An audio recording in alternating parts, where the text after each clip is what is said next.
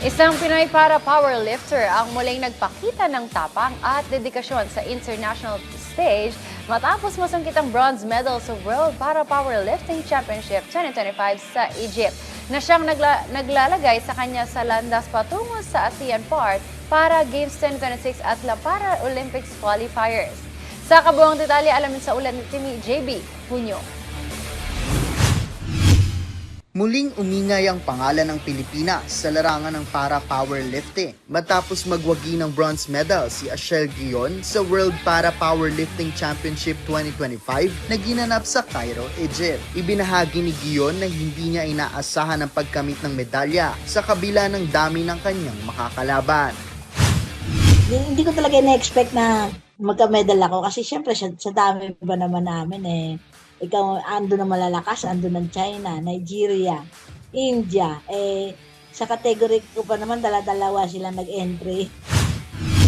Ngunit higit pa sa medalya, ang tagumpay na ito ay mahalagang bahagi ng kanyang paghahanda para sa dalawang malalaking laban, ang ASEAN Para Games na nakatakdang idaos sa susunod na taon at ang Los Angeles Paralympics qualifiers. Dahil dito, puspusan na ang kanyang paghahanda at tila walang pahinga hanggang Disyembre. Matapos na masungkit ang tansong medalya sa kanyang kategorya sa World Para Powerlifting Championship sa Egypt, target ng 53-year-old powerlifter na maka-podium finish sa ASEAN Para Games 2026 sa Thailand.